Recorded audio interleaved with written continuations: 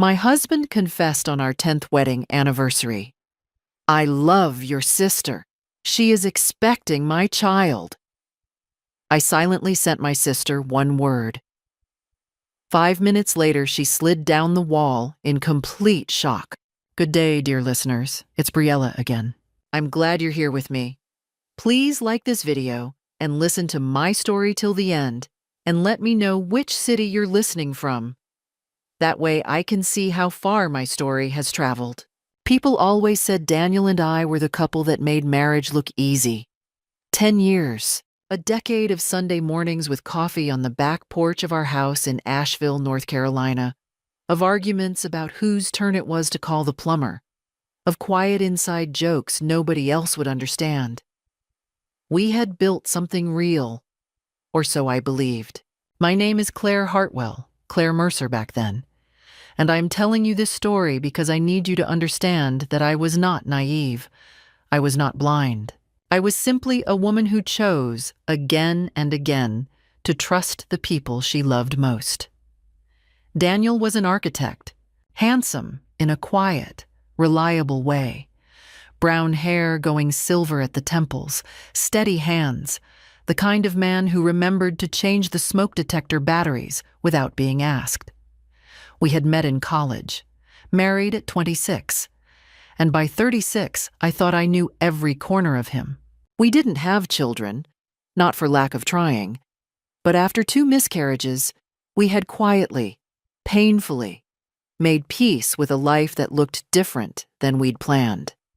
I taught English literature at a small liberal arts college 20 minutes from home. We had a dog named Frost. We took one trip abroad every 2 years. It was a good life, a real life. My sister Melissa was 3 years younger than me and had always been the louder, brighter version of everything I was. Where I was careful, she was reckless. Where I saved, she spent. Growing up, I had loved her for exactly those differences. She pulled me out of my own head, made rooms feel warmer just by walking into them. She had moved to Asheville 4 years ago after her second divorce, and Daniel and I had welcomed her. We helped her find an apartment 12 minutes from our house. We had her over for dinner every other Sunday. I lent her money twice without asking for it back. That is the kind of sister I was. The first signal came 18 months before everything fell apart, and I did not recognize it for what it was. Daniel started going to the gym on Saturday mornings. That was not unusual. He had talked about getting back into shape for years. What was unusual was that he began coming home not sweaty and tired, but showered, fresh. I noticed it the way you notice a picture hanging slightly crooked. The detail registers somewhere at the edge of your mind, and then you walk on. I walked on. 6 months after that, Melissa started canceling our Sunday dinners. Once, twice, then 4 times in a row. She always had a reason. A migraine, a work event, a vague sense of being off. I was worried about her. I texted, called. She responded warmly but briefly. I told Daniel I thought she might be struggling emotionally. He said, "She's probably just going through one of her phases." And I believed him, because he had always been steady, and I had always been the one who overthought things. Then there were the silences, not hostile, almost worse than hostile. Companionable on the surface, but hollow underneath, like knocking on a wall you thought was solid and hearing nothing come back. Daniel stopped initiating conversations about the future. He stopped mentioning the Portugal trip we had been loosely planning. When I brought it up one evening in January, he said, "Let's talk about it later." And later never came. Could I have pushed harder? Yes. Do I wish I had? Every day and never, both at once. Our 10th anniversary fell on a Saturday in late April. I had made a reservation at a restaurant we loved downtown. Exposed brick, good wine list, the kind of place where you could talk for 3 hours without noticing the time. I wore the blue dress Daniel had once said made me look like someone who knew exactly who she was. I felt, walking into that restaurant, like a woman celebrating something solid and earned. We were halfway through dinner when he set down his fork. The way he did it, carefully, deliberately, the way you set down something fragile, told me everything before he said a word. I felt the floor of the world tilt just slightly, just enough. "Claire," he said, "I have to tell you something. I've been trying to find the right time, and I know there isn't one, so I'm just going to say it." I looked at him across the table with its small candle, its white cloth, its ordinary beauty, and I waited. "I'm in love with Melissa," he said. "It's been going on for over a year, and she's pregnant, Claire. It's mine." The restaurant kept moving around me. A waiter laughed somewhere behind me. A glass clinked. The world continued as though nothing had ruptured. I picked up my phone. I opened my messages with Melissa. I typed one word and sent it. "Congratulations." I set the phone face down on the table and looked at my husband, at the man I had spent 10 years building a life with, and I said nothing at all. 5 minutes later, my phone buzzed. I didn't look at it. I already knew what was happening on the other end. I would find out later from her roommate that Melissa had slid down her kitchen wall and sat on the floor for 20 minutes, unable to move. Good. She should have thought about that before she decided to become the villain of my story. I drove home alone that night.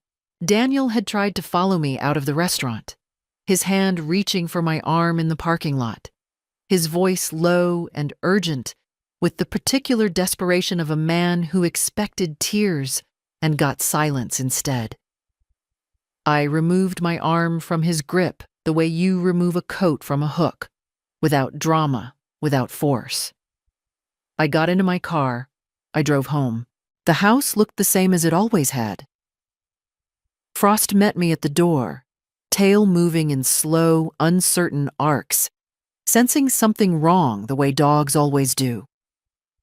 I sat down on the kitchen floor with him, and I let him put his head in my lap, and I stared at the cabinet under the sink for a long time without thinking anything at all.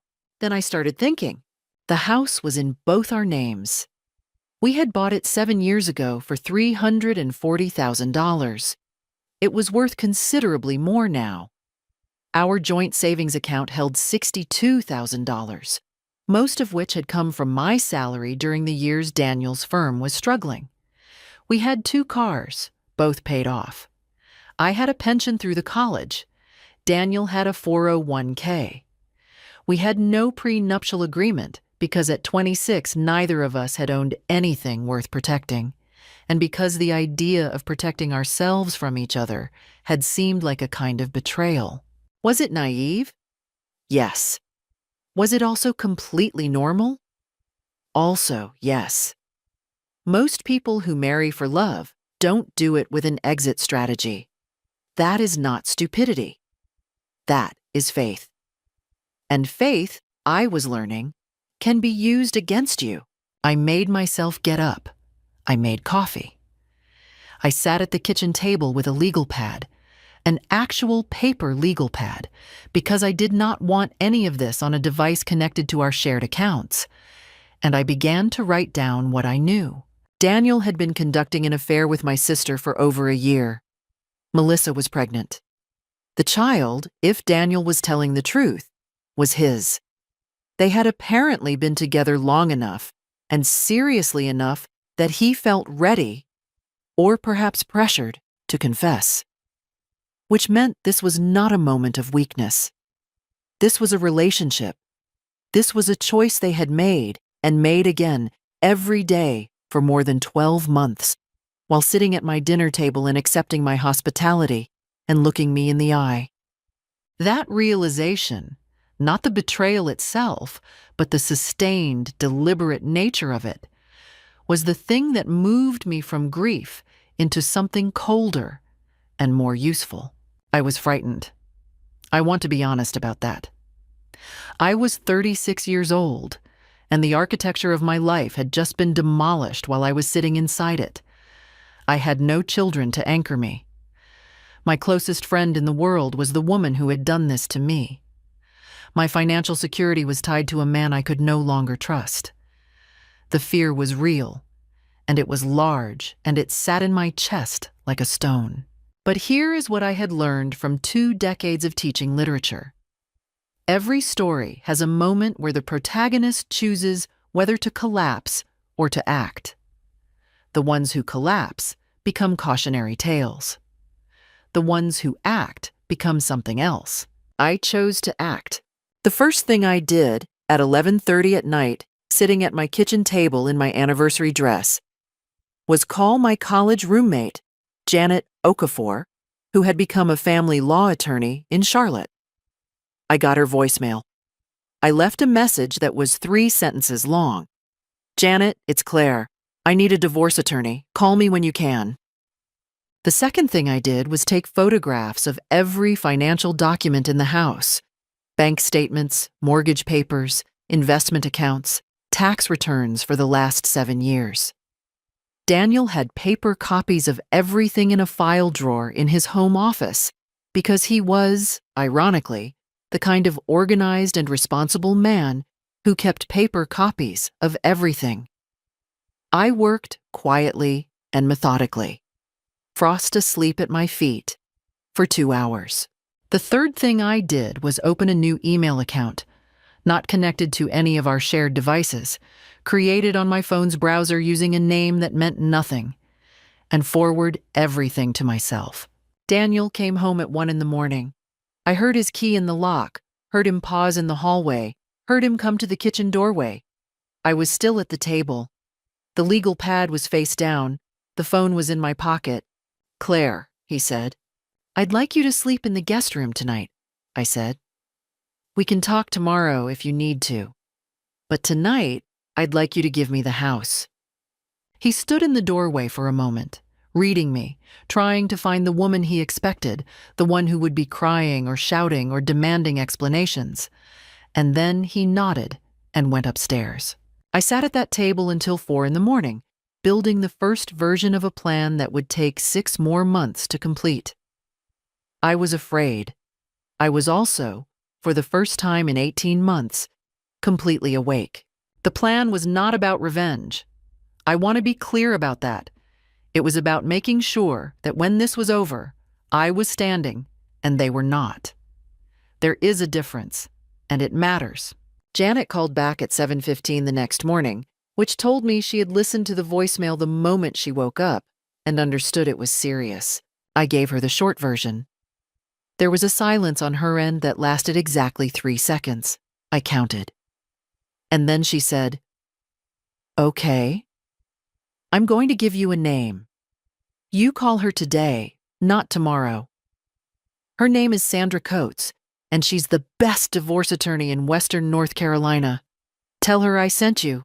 And Claire, don't say anything to Daniel about what you're doing. Not yet." "I know," I said. "I mean it. Not a word, not a hint." "Janet," I said, "I know." I called Sandra Coates at 8 o'clock.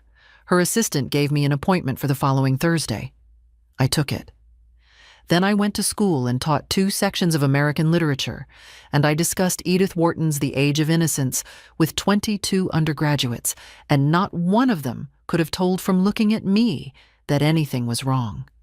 That, I suppose, is what 10 years of quiet endurance prepares you for. Daniel was home when I returned. He had made dinner, pasta, the one dish he made reliably, and it was sitting on the stove in a way that was clearly meant as a gesture.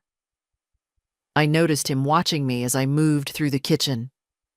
He was looking for the version of me he knew how to handle, the worried Claire, the analytical Claire who would want to sit down and process and discuss. He was not finding her. "We should talk," he said. "We will," I said. "Not tonight." He lingered at the kitchen doorway for a moment, and I saw something cross his face that was not guilt exactly. Something more strategic than guilt. He was calibrating.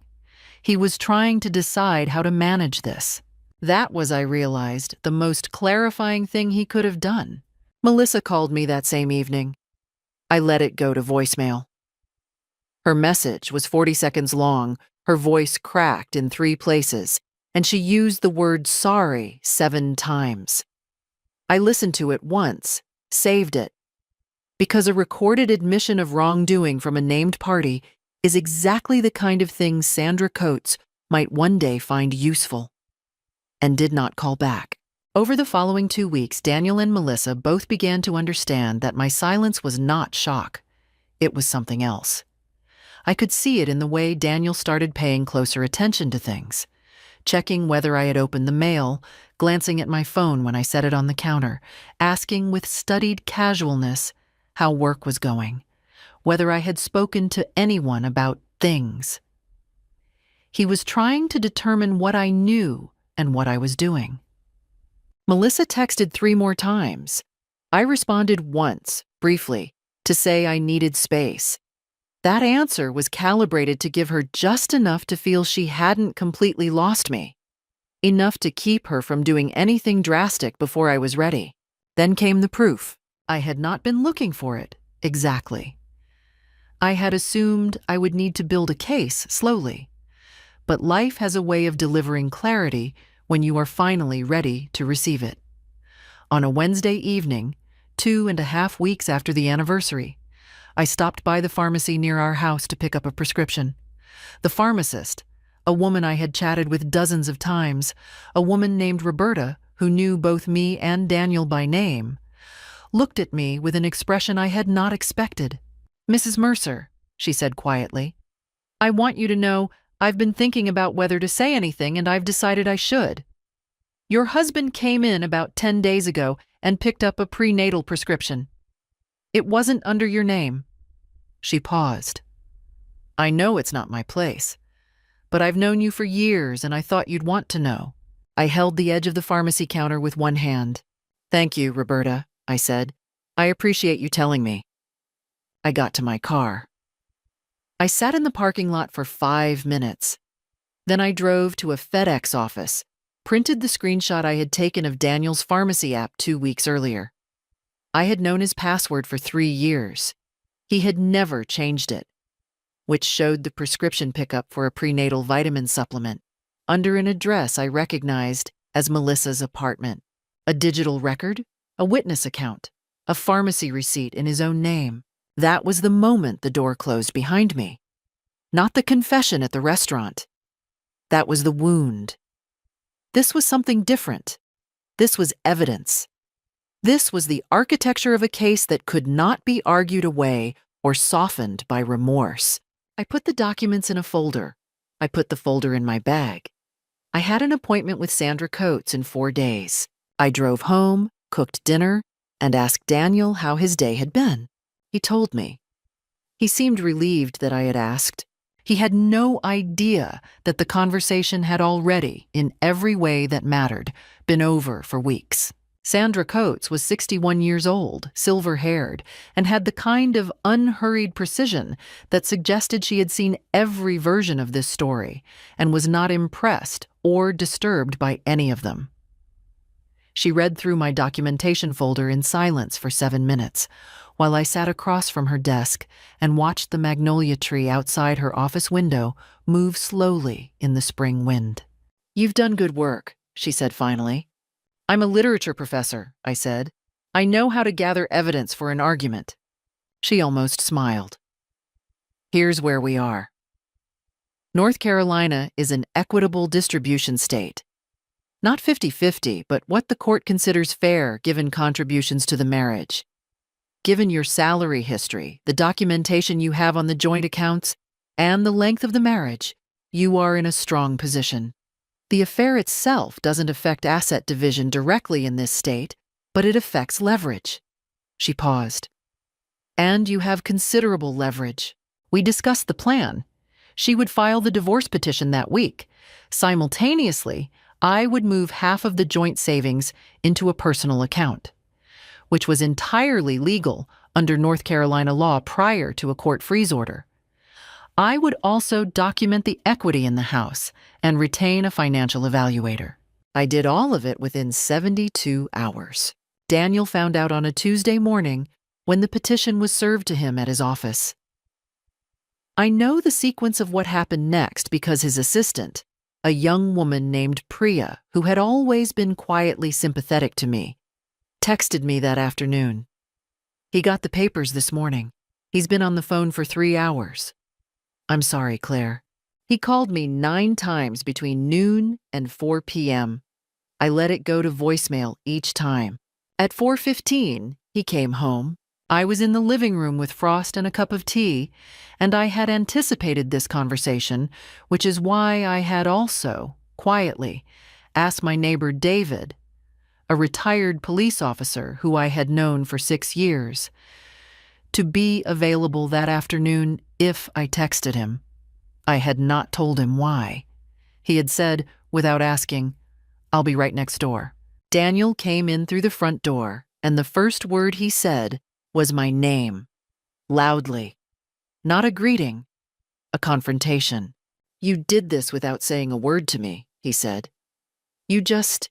You had a lawyer, you moved the money. You had me served at work, Claire. You announced at our anniversary dinner that you'd been sleeping with my sister for a year and that she was carrying your child," I said. "What conversation did you think we were going to have after that?" He stopped. He recalibrated. Then, in a lower register, "This doesn't have to be a war." "I agree," I said. "It doesn't. Your attorney can call Sandra Coates." What came next was the part I had not fully prepared for, which is not to say I was unprepared, only that hearing it out loud was different from anticipating it. "Melissa is scared," he said. "She's pregnant, Claire. She's scared and she's alone, and you won't even return her calls. If you push this, if you go after everything, you're not just hurting me. You're taking from a child who hasn't even been born yet." And there it was. The baby as a shield, the baby as a weapon. The move of a man who had run out of legitimate positions and was now using the most vulnerable thing available. "The child," I said carefully, "is not a party to this divorce. What happens to that child financially will be handled through paternity and child support channels, which are entirely separate. My attorney has already made sure of that." He stared at me. "You've really thought this through." "Yes," I said. "I had about 17 months of things I should have been thinking about available to me. I used the time well." He left. That night, Melissa came to the house. She did not ring the bell. She knocked 3 times, hard. I looked at her through the sidelight window beside the door. She was showing, just barely, in a loose sweater. Her eyes were red. She looked at me through the glass with an expression I could not fully read. Grief, fear, and something underneath both of those that looked uncomfortably like anger. "Claire," she said through the door, "please, I'm your sister." "I know who you are," I said. "You should call your own attorney, Melissa. That's my advice." I walked away from the door. She knocked 4 more times. Then she left. 2 days later, I received a text from a number I didn't recognize, which said, "You think you're being smart, but you're going to lose that house and you know it. Back off, or this gets worse for you." I forwarded the text to Sandra Coates and blocked the number. Then I packed a bag, put Frost in the car, and drove 3 hours to Janet's house in Charlotte, where I slept for 11 hours straight and woke up to the smell of her coffee and her voice in the kitchen and the specific relief of being somewhere that no one could find me and make demands of me. I needed those 4 days. Not to recover. I was not ready to call it recovery. But to breathe. To remember that I existed outside of this situation, that there was a version of my life waiting on the other side of the legal process, like a room I had not yet been allowed to enter. I stayed 4 days. Then I drove back to Asheville and I picked the fight back up. Asheville looked exactly as I had left it. The magnolias were fully in bloom. A neighbor I barely knew waved from across the street. The house was quiet in the way that houses are when they've been empty for several days. A held breath quality, as though it had been waiting. I unloaded the car, fed Frost, and made a pot of coffee.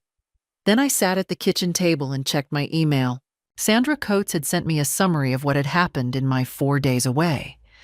Daniel's attorney, a man named Gary Pullman, who Sandra described with professional understatement as aggressive, had sent over a proposed settlement. I read it twice. The proposal gave Daniel the house.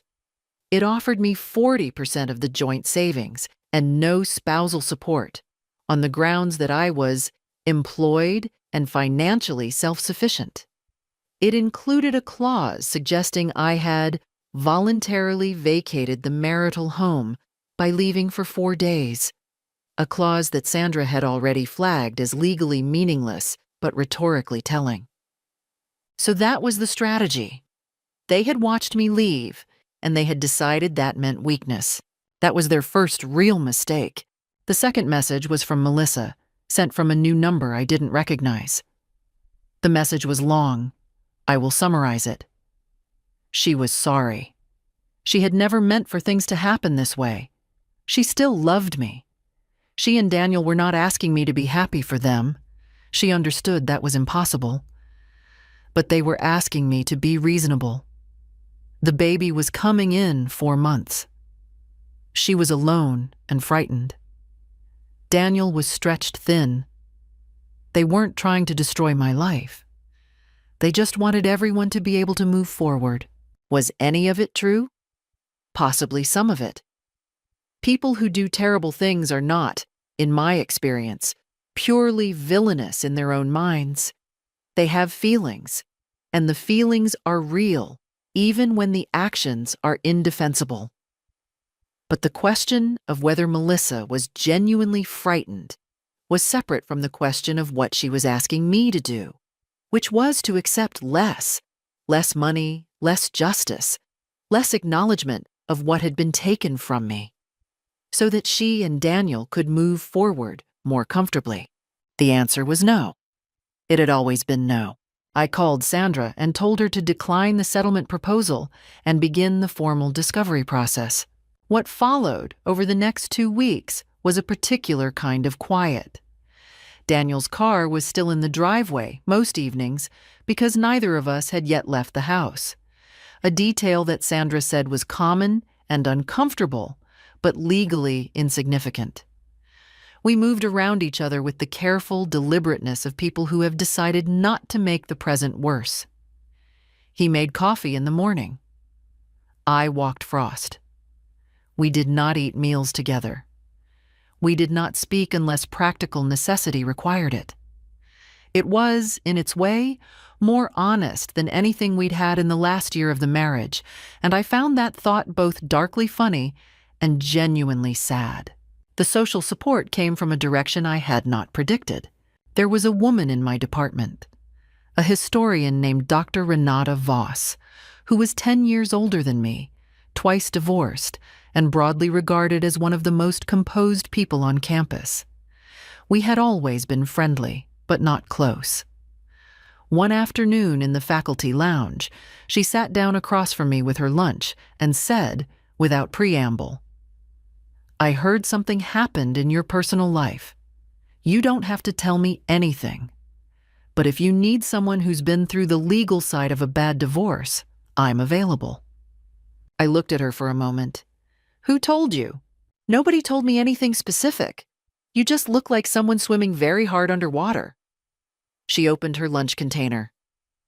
"The kind of swimming that happens when you're very determined and also completely exhausted." I laughed. It was the first time I had laughed in 3 weeks, and it felt so unexpected that it startled Frost, who was asleep under the table. After that, Renata and I had lunch twice a week.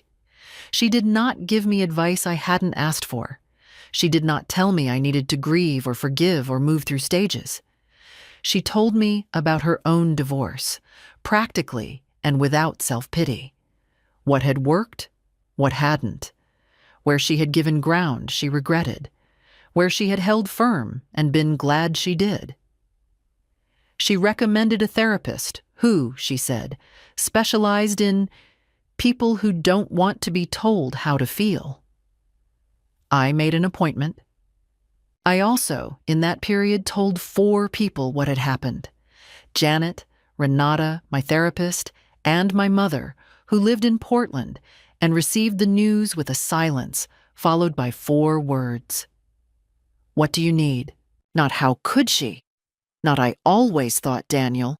Not this is going to be so hard. Just, what do you need? I told her I needed her not to contact Melissa, and she said she could do that. I told her I needed her to trust that I knew what I was doing, and she said quietly, I've trusted you your whole life, Claire. I'll keep doing it.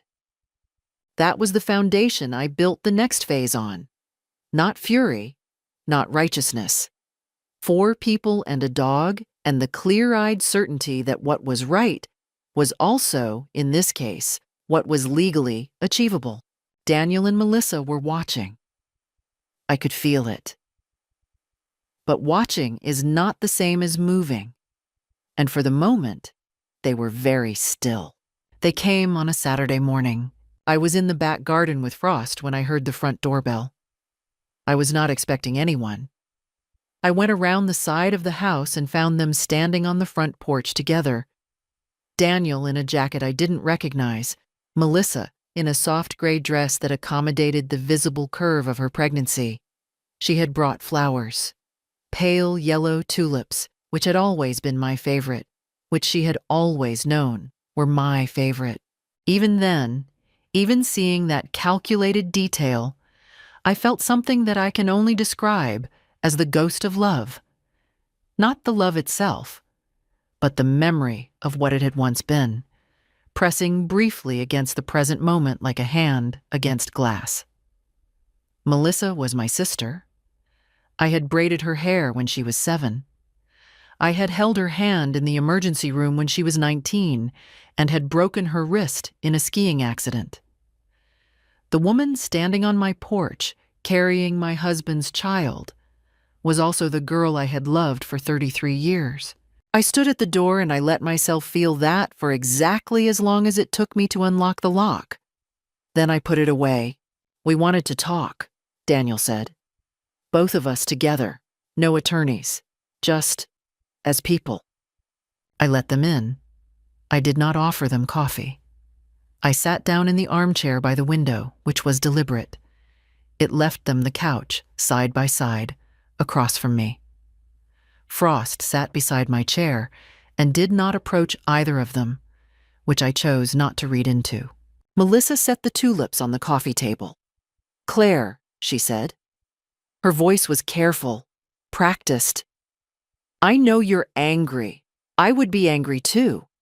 What we did was wrong, and I'm not going to try to tell you it wasn't. But we're asking you to think about the future, all of our futures. Fighting this in court is going to cost everyone money, time, emotional energy. And it's going to take years, Claire. Years you could be using to build something new. She was good. I'll give her that. She struck exactly the right note. Not minimizing the harm, but redirecting the conversation toward practicality, framing the legal process as the real problem rather than the behavior that had made it necessary. We put together a different proposal, Daniel said. He took a document from his jacket, 2 printed pages, folded in thirds. He put it on the coffee table beside the tulips. It's more than what Gary sent last week.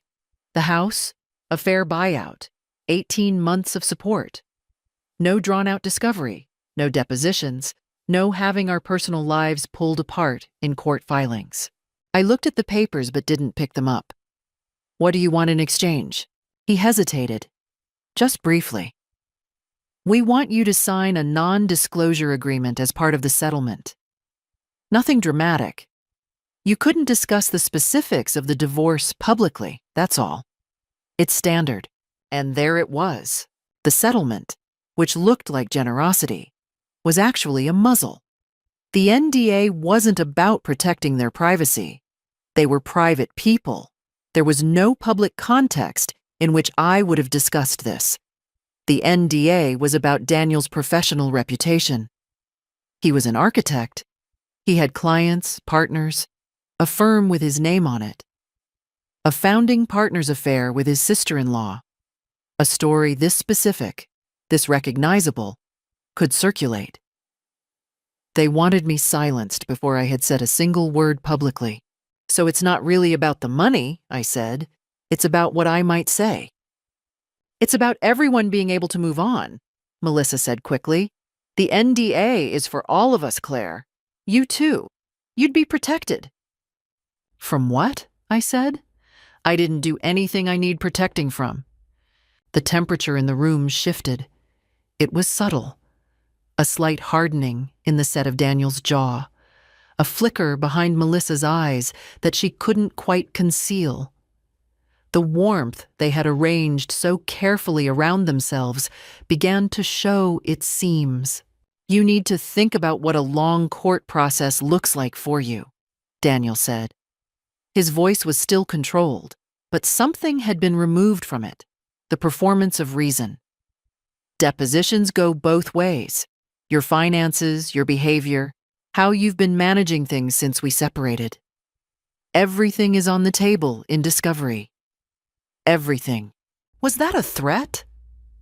It was shaped like a statement of fact, but the decision to say it, in that sequence, in that tone, that was a threat. Yes, I said.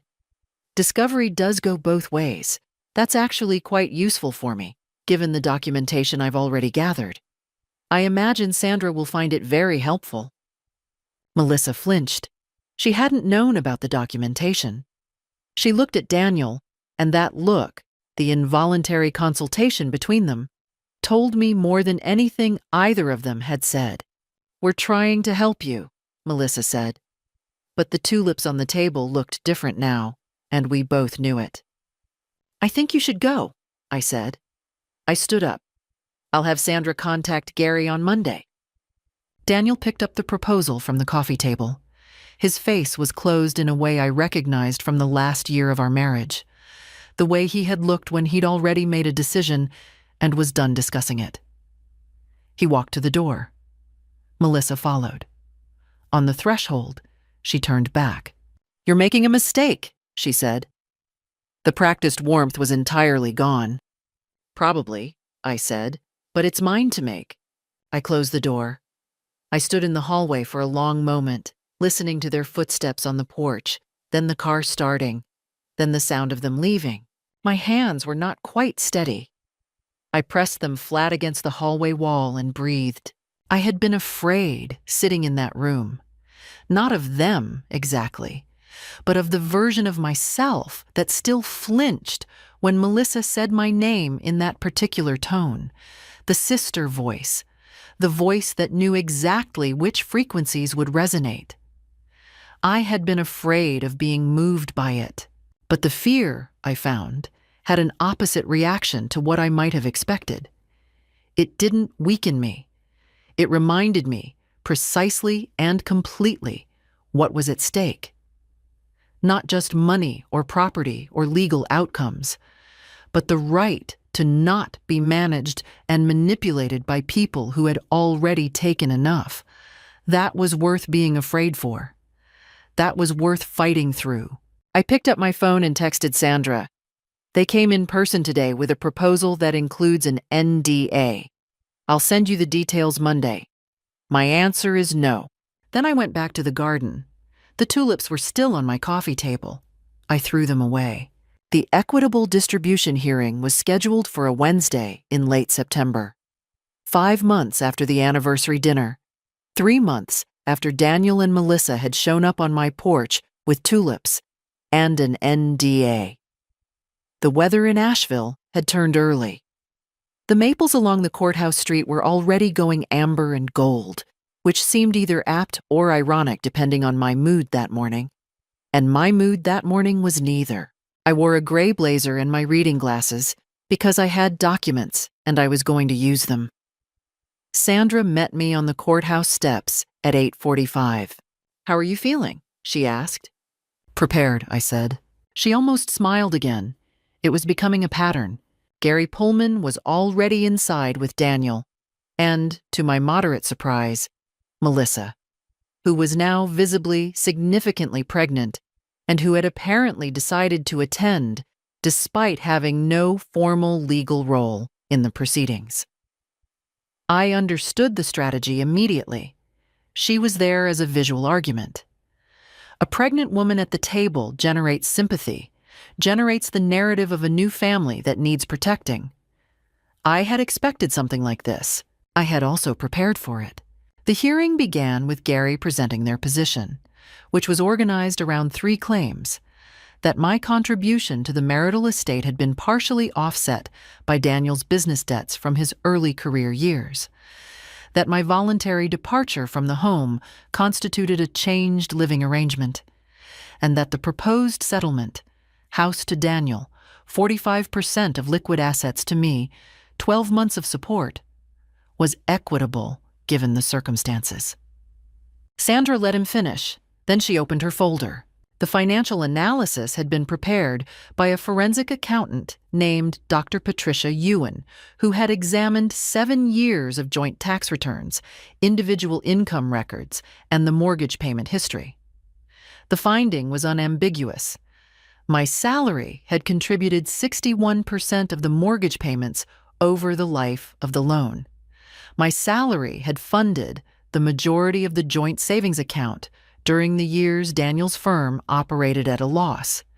The business debts Gary had referenced were, on examination, an argument that my financial support of Daniel's struggling firm should be counted against me in the settlement.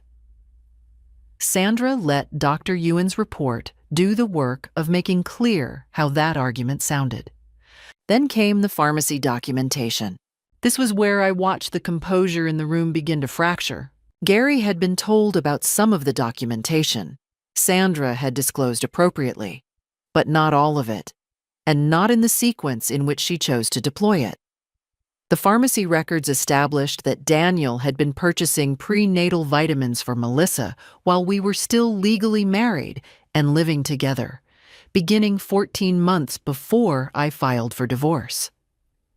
This spoke directly to the timeline of the affair and to Daniel's financial behavior during the marriage, specifically that he had been diverting marital resources, however small, toward the maintenance of the affair. Daniel's face, when Sandra laid the pharmacy printouts on the table, went very carefully blank in the way that is its own kind of expression. But the deposition transcripts were the instrument that caused the actual damage. 3 weeks earlier, Sandra had deposed both Daniel and Melissa separately. In his deposition, Daniel had stated that his relationship with Melissa had begun approximately 8 months before the divorce petition, and that there had been no commingling of marital and personal finances during the affair. In her deposition, Melissa had stated that she and Daniel had taken a trip to Charleston together in January of the previous year, 14 months before the petition, which was 6 months before Daniel's claimed start date. She had said it incidentally, as a point of reference for a different question, apparently not flagging the contradiction. Sandra put both deposition transcripts on the table. She read the relevant lines aloud, consecutively. The room was quiet. Gary leaned toward Daniel, and there was a brief, low exchange that was not quite inaudible. I heard Daniel say, "She didn't mean," and then something I couldn't catch. "Mr. Pullman," the judge said, "does your client wish to revise his deposition testimony?" Daniel looked at me for the first time that morning. Really looked. Not the managed, controlled glances he'd been casting in my peripheral vision. I don't know what he expected to see. Whatever it was, I don't think he found it. I was holding my pen lightly against my notepad, and my face was quiet. "We may wish to take a brief recess," Gary said. "That request is noted," the judge said. "We'll continue." The rest of the hearing lasted 90 minutes. Melissa did not, in the end, serve as the sympathetic visual argument I think they had hoped for. She sat beside Daniel in a state of increasing rigidity, her hands folded on the table in a way that looked practiced and felt desperate. She had not expected the deposition contradiction. She had not understood until she was sitting in a room watching it happen, that the thing she had said in passing, the offhand mention of a Charleston trip, had been a thread, and that Sandra had pulled it. Afterward, in the courthouse corridor, Daniel caught up to me while Sandra was speaking to the clerk. "Claire," he said. His voice was different. The architecture of the confrontation had left him. He just sounded tired. Do you feel better? Is this what you needed?" I thought about that for a moment. "I needed the facts on the table," I said. "I needed someone other than me and you and Melissa to look at them. That's all." "And the rest of it?" he said. "After this?" "I'll build something," I said. "I'm good at that." I walked back to Sandra. Behind me, I could hear Melissa say something to Daniel in a low, urgent voice, the two of them conferring in the echoing corridor of the courthouse. But I wasn't listening anymore. I had stopped listening to them several months ago. The court's decision came 6 weeks after the hearing. Sandra called me on a Thursday afternoon in November, and I was in my office at the college with a stack of student papers and a cold cup of coffee, and she read me the summary in the same unhurried voice she used for everything. The court awarded me 58% of the net equity in the house, which, given that we had agreed to sell rather than force a buyout, translated to a sum that would allow me to purchase a home outright in Asheville or put a substantial down payment on something larger. I received 60% of the liquid joint assets. I received 24 months of spousal support, calculated on the disparity in our incomes during the marriage years. The voluntary departure clause Gary had tried to leverage was dismissed without comment. Daniel received 42% of the house equity, his 401k intact, and his business assets, the firm, the accounts, the clients. He was not stripped of everything. That was not what I had wanted. What I had wanted was accuracy, a settlement that reflected what had actually happened, what had actually been built, and by whom. The NDA was not part of any settlement. I had not signed it. I had not been asked to sign it again. What I had not anticipated, and what Sandra told me matter-of-factly as a final detail, was that Gary Pullman had submitted a letter to the court 3 days before the ruling, acknowledging the inconsistency in Daniel's deposition timeline. The letter clarified that the affair had begun, by Daniel's revised accounting, 16 months before the divorce petition. This revision, which Gary had framed as a correction made voluntarily and in good faith, was, Sandra and I both understood, damage control. An admission made just ahead of the moment when continuing to deny it would have become more costly. It didn't change the settlement figures materially, but it was on the record. Daniel had lied in his deposition and then corrected the lie before it could be formally adjudicated as perjury. That correction had its own consequences. It had made Gary's job harder. It had damaged Daniel's credibility with the judge, and it had the feel, when Sandra described it, of a man who had spent months managing a situation and had finally run out of room to manage. I said thank you to Sandra, and I meant it with more precision than the phrase usually carries. She had done exactly what she said she would do. She had taken the facts I gave her and built them into something that could not be argued away. After I hung up, I sat in my office for a while. The papers were still on my desk. A student had underlined a passage in Wharton and written, "Why doesn't she just leave?" in the margin, which I had been planning to address in my comments. Now it made me feel something I couldn't quite name. Something between tenderness and irony. Why doesn't she just leave? Because leaving costs something. Because leaving requires a destination. Because the house you've built, even when it's burning, was real. The house sold in January, 40 days after it went on the market. I was present for the closing, and Daniel was present for the closing, and we signed the documents on opposite ends of a conference table and did not speak except to confirm our names. He looked in that January light like someone carrying something heavy that he had chosen and would continue to choose. And I could see that it was already harder than he had expected. Melissa was not there because she had not been party to the house. She was, by January, 6 weeks from her due date, living in her apartment 12 minutes from the house that was no longer mine, waiting for a life she had traded a great deal to obtain. I deposited my share of the sale into a personal account in my name only. Then I went to see my therapist, and I told her the settlement was final, and she asked how I felt, and I said, like someone who just put down something very heavy and is trying to remember how to walk without it. She said that was an accurate description of what was happening. I went home to the apartment I had rented in November. Small, south-facing, full of morning light, with a yard big enough for Frost. I made dinner. I called my mother. I called Janet, who said, "I knew you'd be okay," in a voice that suggested she had known nothing of the kind and was simply relieved to have been right. I called Renata, and we made plans for dinner on Friday. I did not call Melissa. I did not call Daniel. I had nothing left to say to either of them that needed to be said. The chapter was complete, not because I had stopped feeling it. The grief was still there, would probably always be partially there, in the way that certain kinds of loss become part of the permanent furniture of a life. But because I had done what I set out to do. I had stood in the wreckage and built something defensible from it. That is not nothing. In fact, it is, I think, very nearly everything.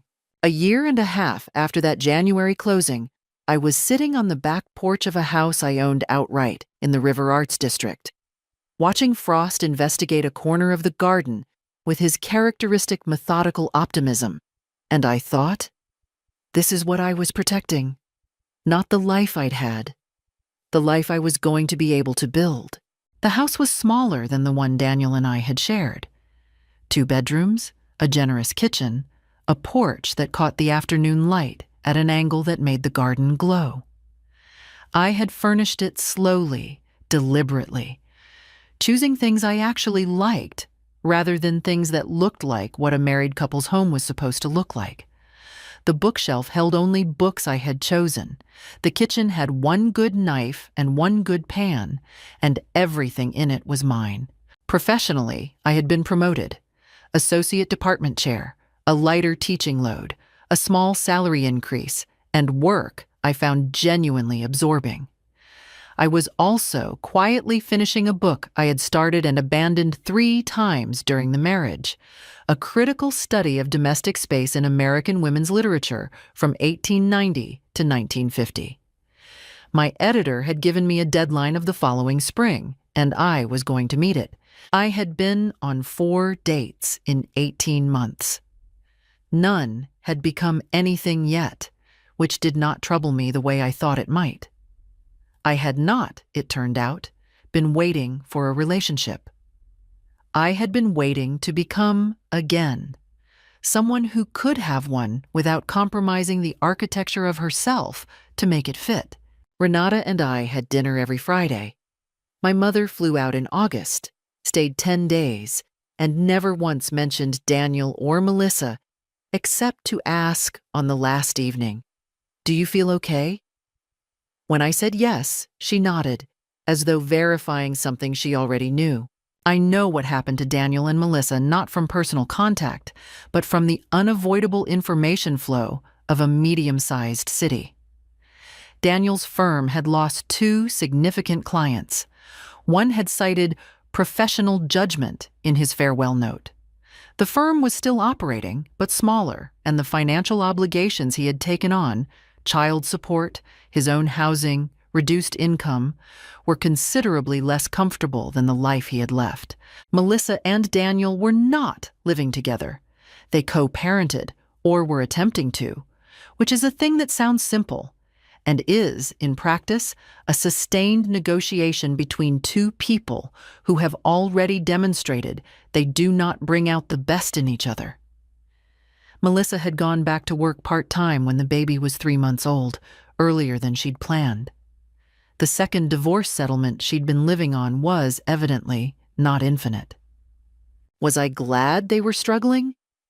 The honest answer was, not exactly. What I felt was something closer to a quiet recognition that choices have weight, and the weight doesn't disappear when the choice is made. It just changes shape and has to be carried differently. They had chosen each other. They were carrying it. I had chosen myself. I was carrying something different. On a Saturday in June, I drove up to the Blue Ridge Parkway before the tourist traffic and walked 3 miles in the quiet that only happens above 2,000 feet. Frost ran ahead on the trail and doubled back with the cheerful purposelessness of a creature who finds movement inherently worthwhile. I thought, up on that ridge with the light breaking over the mountains. I am 38 years old.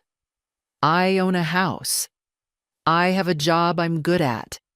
4 people who would answer the phone at midnight, a book almost finished, and a porch where the light comes in at the right angle every afternoon. That is not a consolation prize. That is a life, built fresh from the foundation up, with the materials the settlement had given me and the time the divorce had, in its brutal way, returned to me.